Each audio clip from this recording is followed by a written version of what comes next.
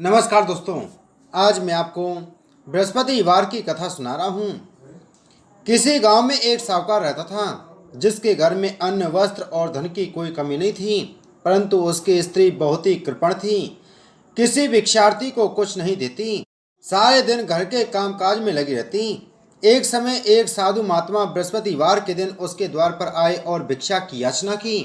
स्त्री उस समय घर के आंगन को लीप रही थी। इस कारण साधु महाराज से कहने लगी कि महाराज, इस समय तो मैं घर लीप रही हूँ, आपको कुछ नहीं दे सकती, फिर किसी अवकाश के समय आना।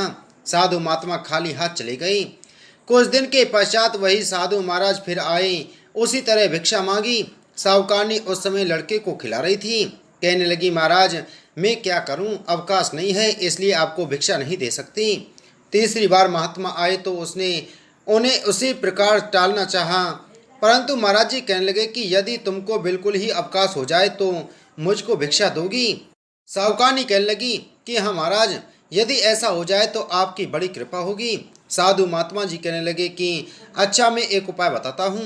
तुम बृहस्पतिवार को दिन चढ़ने पर उठो और सारे घर में झाड़ू लगाकर कूड़ा एक कोने में जमा करके रख दो। घर में चौका आदि मत लगाओ। फिर स्नान आदि करके घर वालों से कह दो कि उस दिन हजामत अवश्य बनवाएं। रसोई बनाकर चूल्हे के पीछे रखा करो, सामने कभी ना रखो।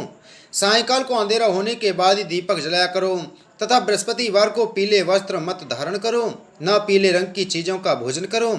यदि ऐसा करोगी तो तुमको घर का कोई काम नहीं करना पड़ेगा। साहूकारनी ने ऐसा ही किया। बृहस्पतिवार को दिन चढ़े उठी, झाड़ू लगाकर कूड़े को घर में जमा कर दिया।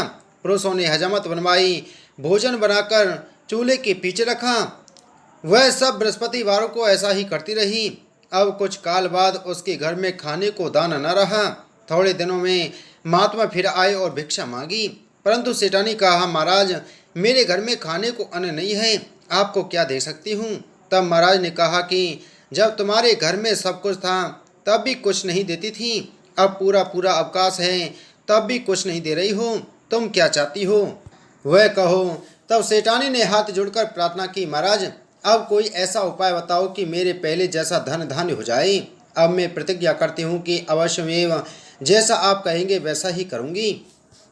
तब महात्मा ने कहा, बृहस्पतिवार को प्रातः काल उठकर स्नान आदि से निवृत्त हो, घर को गौ के गोबर से लीपो तथा घर के पुरुष हजामत न बनवाएं। भूखे को अन्न जल देती रहा करो। ठीक सायंकाल दीपक जलाओ। यदि ऐसा करोगी तो तुम्हारी सब मनोकामनाएं भगवान बृहस्पति जी की कृपा से पूर्ण होंगी। सेठानी ने ऐसा ही किया। उसके घर में धन धान्य वैसा ही हो गया जैसा कि पहले था। इस प्रकार भगवान बृहस्पति जी की कृपा से वह अनेक प्रकार के सुख भोग कर दीर्घ काल तक जीवित रही।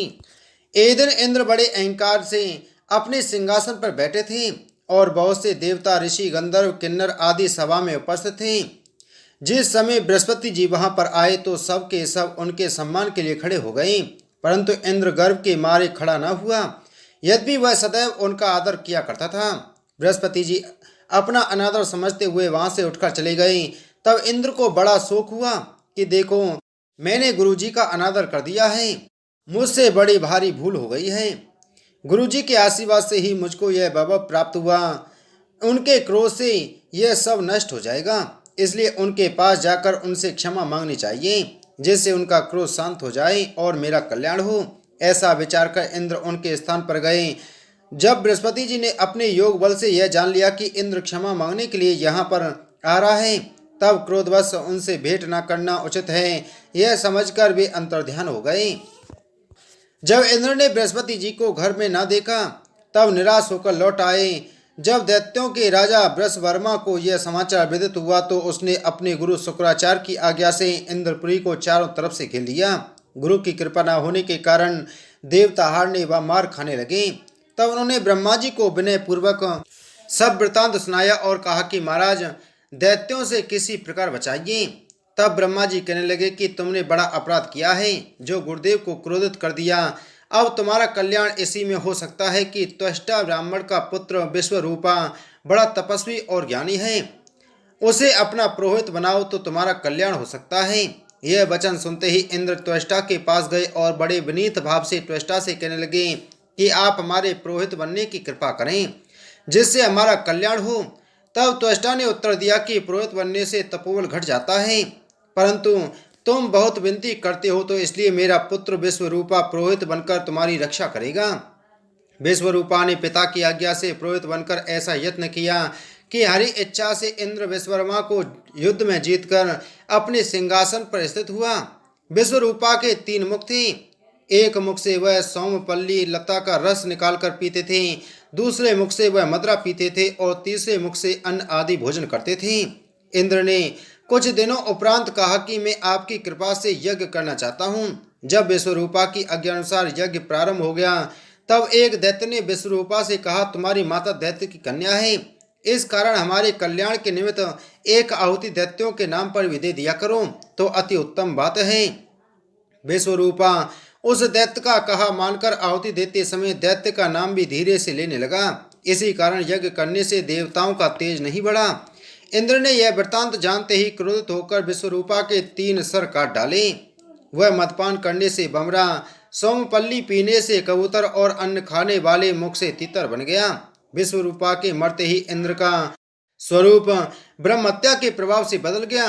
देवताओं के 1 वर्ष तक पश्चाताप करने पर भी ब्रह्महत्या का पाप न छूटा तो सब देवताओं के प्रार्थना करने पर ब्रह्मा जी बृहस्पति जी के सहित वहां पर आए। उस ब्रह्महत्या के 4 भाग किए, उनमें से 1 भाग पृथ्वी को दिया। इसी कारण कहीं कहीं धरती ऊंची नीची और बीज बोने के लायक भी नहीं होती। साथ ही ब्रह्मा जी ने यह वरदान दिया, जहां पृथ्वी में गड्ढा हो गया कुछ समय पाकर वह स्वयं भर जाएगा। दूसरा वृक्षों को दिया, जिससे उनमें से गोंद बनकर बहता है।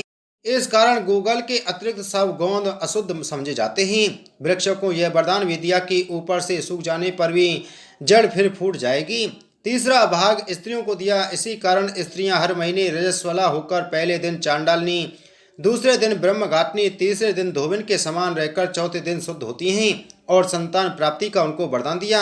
चौथे भाग जल को दिया, जिससे फैन और सिवाल आदि जल के ऊपर आ जाते हैं। जल को यह वरदान मिला कि जिस चीज में डाला जाएगा वह बोझ में बढ़ जाएगा। इस प्रकार इंद्र को ब्रह्महत्या के पाप से मुक्ति मिली। जो मनुष्य इस कथा को पढ़ता या सुनता है उसके सब पाप बृहस्पति जी महाराज की कृपा से नष्ट हो जाते हैं। बोल बृहस्पति भगवान की जय।